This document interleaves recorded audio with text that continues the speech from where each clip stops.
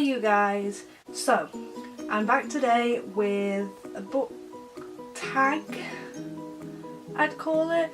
It's either created by me or I've just thought of the idea and not realised that somebody else has already thought of it. And it's the Bookish Pet Peeves. Now, this is going to basically just be a list of things about books that I don't like. Now, I'm not talking about storylines or tropes or anything like that, not today. That's going to be a completely different video. Today it's more about physical appearances of books, certain things I don't like, and just general things that get on my nerves a bit. So I'm going to get straight into that right now. Enjoy the video. Pet peeve number 1 is a visible representation. I can't speak today. This and this are the second and third book of the Demon Trap series, a series I really enjoy. I recently found out that this series wasn't only a 4-book series. It's actually 5 books with 2 small novella? Am I saying that right? I don't know, correct me down below. So I ordered the books offline, Amazon, got them very speedily, very pleased, along with 2 other books, which I'll also show you. But there's a problem. This is the ones I bought. These are my normal books, but these are actually the libraries, but they're the exact same size as the ones I have at home. Do you see my predicament here? They're at least an inch or so taller and a couple of millimeters wider. I hate it. I hate it so much. These are basically designed by a different company. These have an English publisher, these are a US publisher. So luckily the English publisher who created this lovely artwork and got the model in and all that kindly let the publishers in the US for these keep the same design. Unfortunately, they changed up the rest of it, made them slightly taller, slightly wider. The pages are stark white, which really bugs me because nice colour, not very nice colour. Well, not that there's anything wrong with it, it's just pure white book pages don't age well. They tend to get not the nice yellowish old, they get just grey and dirty, so I'm going to keep these very pristine. But that's basically number 1. This is the other 2 books from the Natural series that I also got, and these are the exact same size. I don't know whether they are the same publisher, I didn't check, but I know for a fact these are also going to be taller and wider than the first 2 books. That I was already resigning myself to, because the first 2 books of this series got published in England completely fine, and then they stopped producing them here. So these are completely different covers as well as different sizes.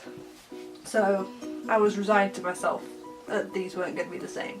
But these, I was generally shocked that they were too big, but I still like them. I still hopefully really enjoy the story.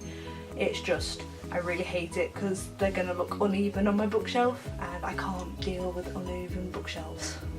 Pet peeve number 2. Now, this is one that's quite big in the book world, and especially for me, and it's spine bending. Like, sometimes it is inevitable. Sometimes, if it's a big enough book, you cannot bend it you cannot stop yourself from bending it unless you're going to read like this. But it's when the book turns out like this that I hate. This is a friend of my boyfriend's book. It's his copy of Angels and Demons, and it has been well read because the spine is all bent. It's more the curve, I don't know whether you can see that, the curve that's occurred that really bugs me, because then it doesn't sit straight when you stack it. If you have to stack it sideways, all the other books just don't sit right. So sometimes it is inevitable, it has to happen unless you're going to sit and read the book at a 35-degree angle or whatever. But it's when somebody when somebody opens the book and goes, right, and does, and purposely presses the pages down.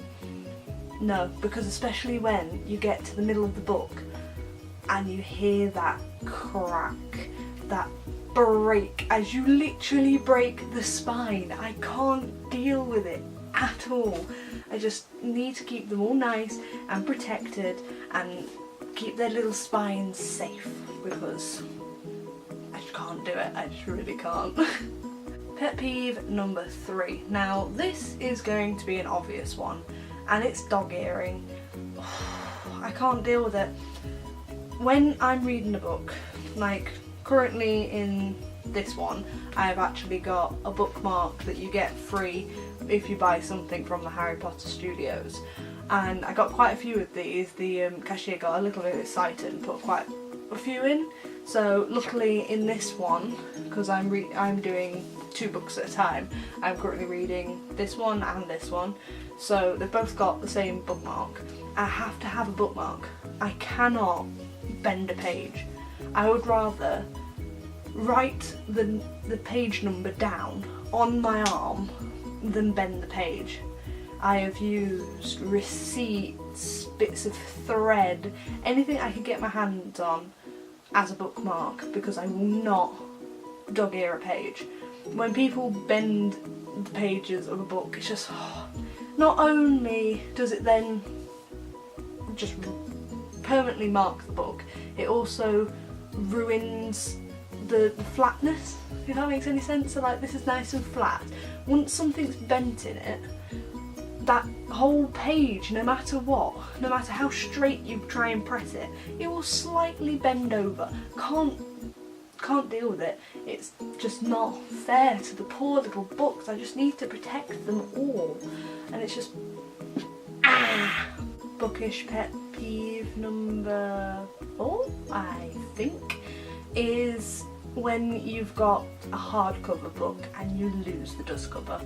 I don't own that many hardcovers, so not something I've experienced, but I know that I nearly lost my Clockwork Princess dust cover, which is distressing in more than one way, because A, it meant that the book is exposed, and for some reason hardcover book, like actual cover, is not well protected.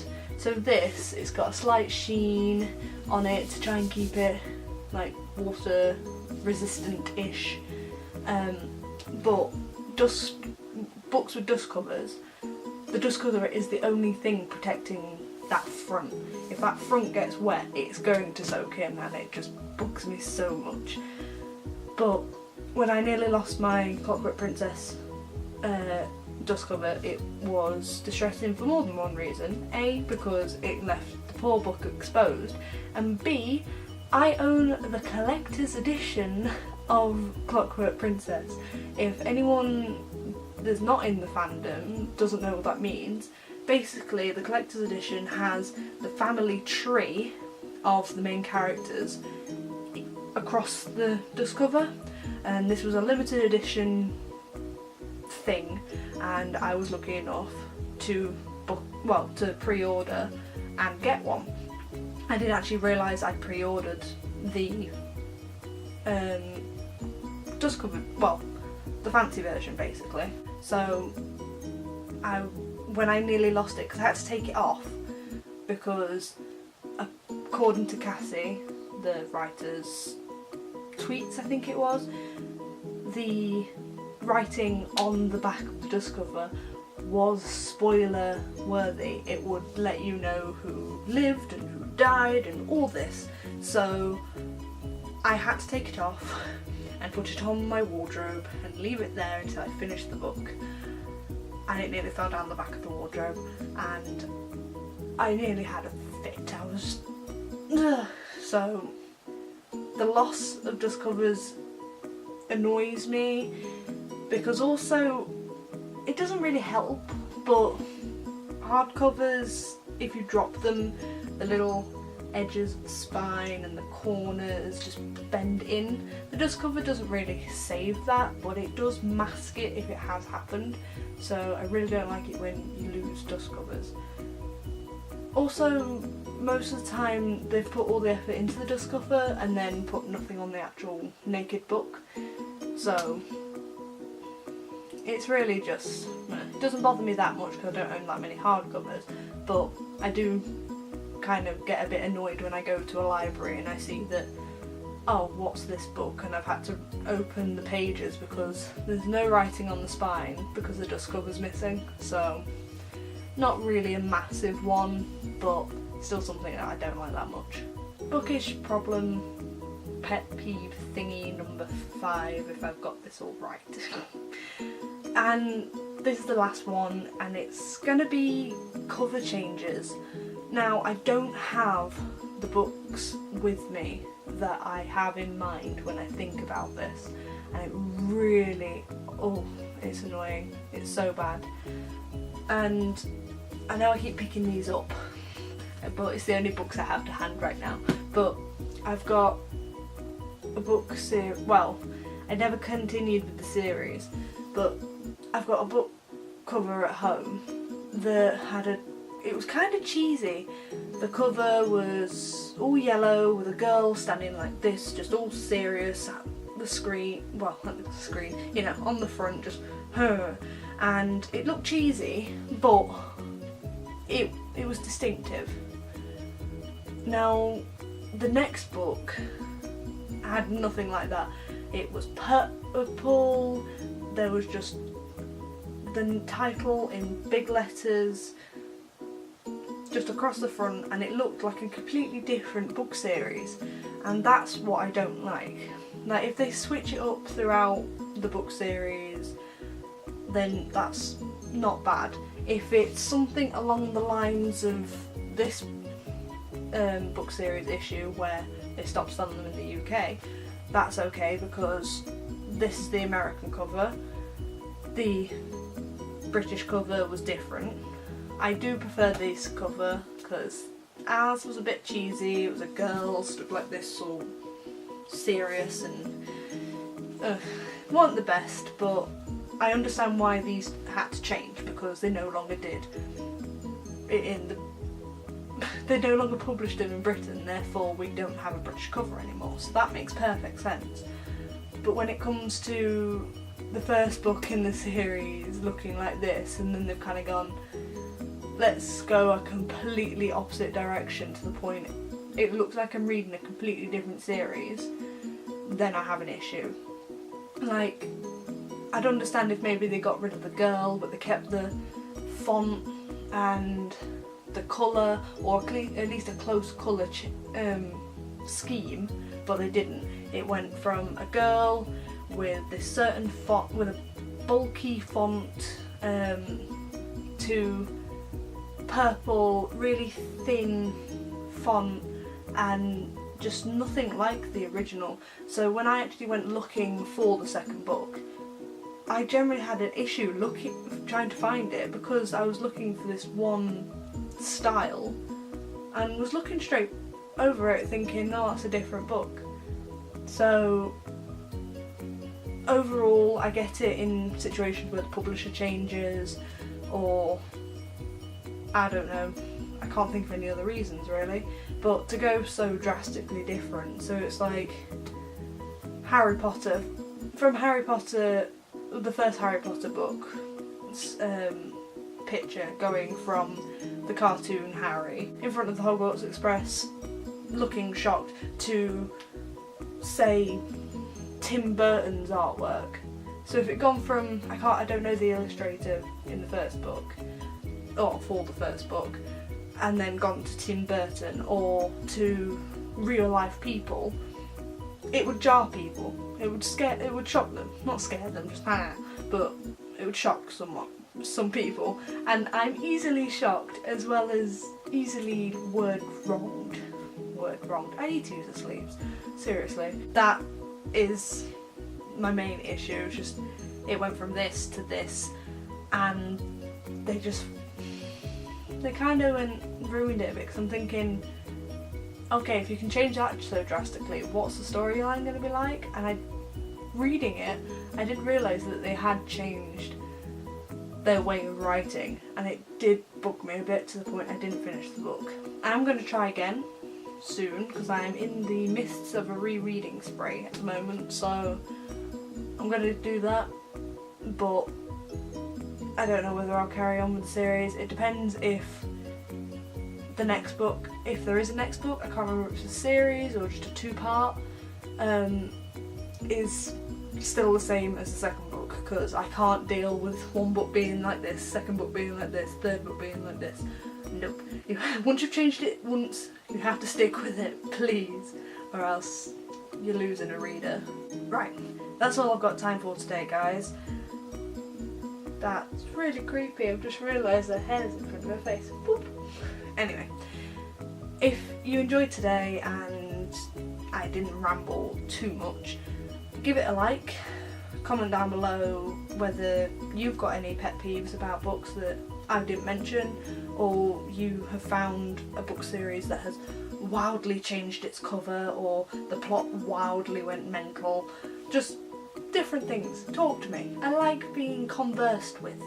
And if you're new, subscribe to the channel, because I will be here more often now because I have an editing system, go me, which is basically my iPad, but you know. That's all for today, guys. What I'm going to go do now is read a book. Bye, guys.